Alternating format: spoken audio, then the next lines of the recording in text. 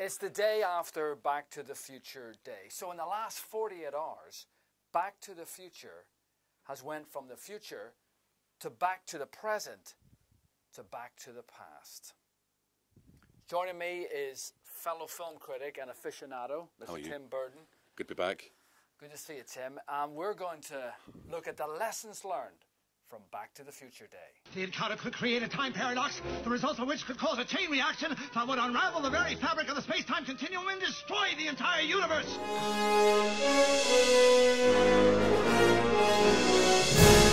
Well, video calling. Video calling? Yes, we all do it. You know, we even do it when we're just walking down the street. It looks a bit random, but we do it and we say, hello, how you doing? So this is Marty McFly in Back to the Future 2, and he does it on a flat-screen TV. Massive TV, which is actually almost like a kind of pull-down projector, isn't it? This is before home cinema took off. And sadly, he gets fired this way. Never a good thing. But another thing they get right is all the different channels.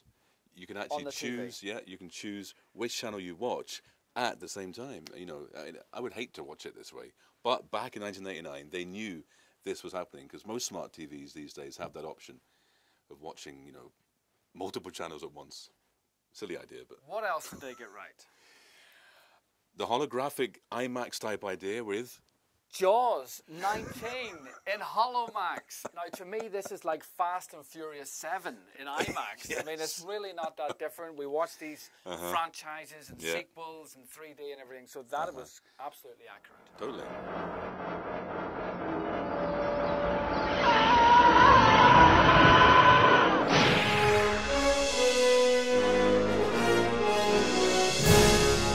Flying cars. Flying cars, yes. Ridiculous. And can you imagine the carnage?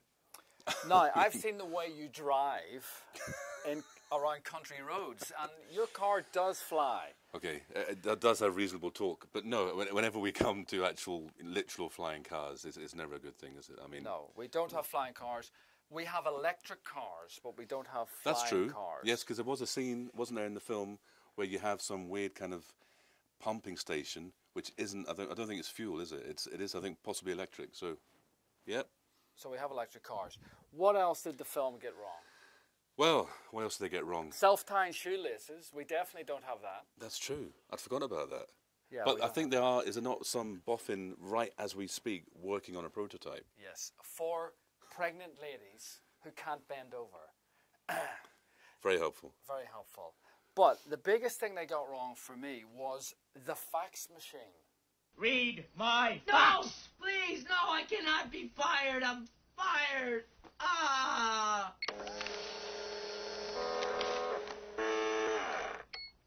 Yeah. Because this is, of course, how Marty McFly is sacked in Back to the Future 2 by fax. The video goggle technology all comes down the phone line, and it's such ancient technology now. It is when you think about it. You know, the film made in 1989, and fax had been around, what, at least 20 years prior to that. So someone should have had a word in the two Bob's ears, shouldn't they? For fax's sake, it was last century technology. And there's no sense of the internet whatsoever. No. And the internet, we knew, was actually in that kind of inception phase back then. First place. Thank you. Aren't you and Jennifer getting along? Oh, yeah, great, Mama. We're like a couple of teenagers, you know? Dad, telephone, it's needles. Dad is for you. So with flying cars and self-tying shoelaces and fax machines, they got quite a lot of things wrong.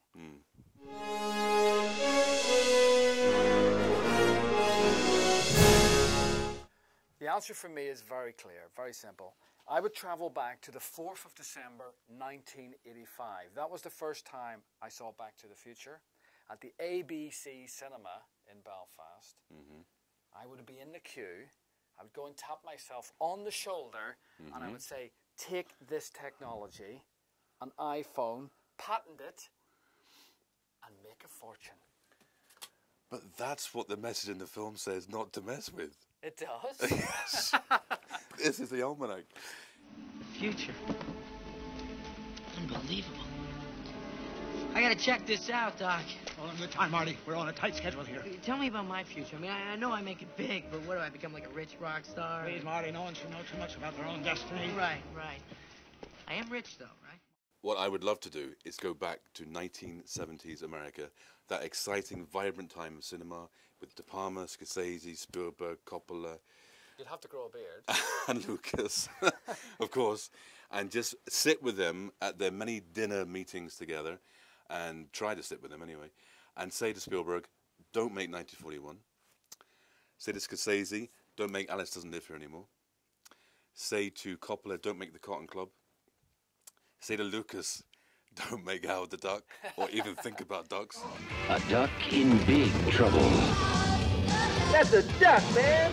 Howard the Duck, trapped in a world he never made.